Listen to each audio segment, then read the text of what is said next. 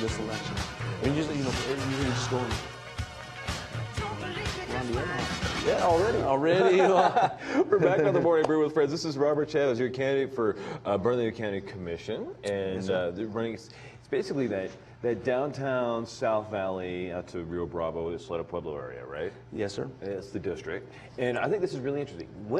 You've never run for a political office before. You've been in public service for a long, long time, right? That's right. But you've never run for an office. What made you all of a sudden say, "This is my year to run for political office"? Well, there was several things that that made me make the decision to run for the community. First of all, I love the community. I've been in this community for my entire life. I'm a fourth generation here.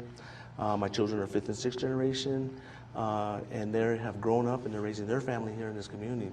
And so with that being said, I felt that I wanted to run for the position, mostly because I love this place. And there's a lot of work that needs to be done here, and I'm very familiar with what needs to be done in this community. But what was it, your personal stuff? I mean, there's a difference between wanting to just be involved in the community and loving a community, and then saying, I am going to run for an office to represent that community. What made you make that big leap? That's it's funny, you know. When I made this, I thought about this 8 years ago. Of course, I thought about it very briefly, and the reason I did, because I still had babies at home. I was raising my kids. I was very involved with my children, very involved with my family, making sure that we did things that they can get on their own feet and be responsible adults. One day I got together with my brother. We sat down after my last son had graduated from Albuquerque High School. We sat down at breakfast. A fellow Bulldog. Yeah, Albuquerque High School Bulldogs, yeah. My brother and I sat down for a while. We talked about it, and I mentioned it to him, and he looked at me like, "Are you serious? Are you crazy?"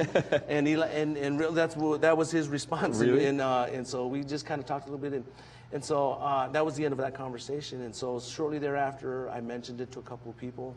And as soon as I mentioned it, it just started spreading like wildfire. People are saying, you know what, you're the right person for this position. You need to run for this position.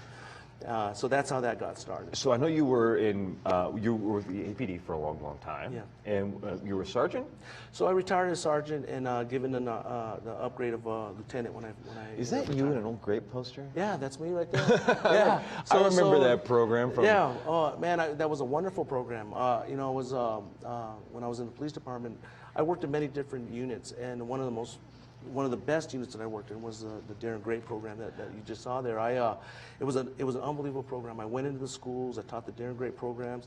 It was a preventative measure to what's going on in our community right now with joining gangs, getting involved with substance abuse, and just being a responsible adult. It was a preventative measure. And so I did the DARE program in the elementary schools. Most of the schools are right there in our community. I remember the DARE program from when I was a kid. What was the acronym for that? What did it stand for? Drugs, alcohol, resistance program. Okay. I was trying to remember that. I remember because they had the booklets and you had all the stuff. Yeah. You know? Yeah. So it was a federally funded program that we had, and it was a great way for police officers really to engage with the community, engage with the kids, and show the community and the kids that police officers are human beings just like you are, you know. Not to get too far off track, but that's one of the issues that I think APD has faced lately. Yeah. And is that, I mean, were those the end of those programs? You think were some of the? Well, you know, I truly believe that it would be nice to get some of those type of programs back, because it was a very effective way for police to engage with the community and to engage with the kids. And as a matter of fact, and I'll tell you a little story about this, but I taught DARE over at Vi Vista. My son-in-law, who at the time was, you know, of that age, I taught him DARE. And he tells me all the time, you know what, Robert? The reason I became a police officer was because of you. He was a fifth grader. We were very impressionable with kids in the schools, and so we were very positive impact with the kids. We also, I wrote grants for kids who were less fortunate that they could get involved into some of the programs that we have. So we had that ability to do that because it was a federally funded program. I can sit here for 10 hours. I know you don't have 10 hours. I don't have 10 hours. I wish we did. But I could tell you many successful stories that we had with our great program, with kids joining and getting into our programs and being very involved. And then one last thing, though. I know that this is Bernalillo County Commission, and the county's had some, how do we say this politely, but some fiscal issues lately, and I'm sure you're aware of that, running for the seat.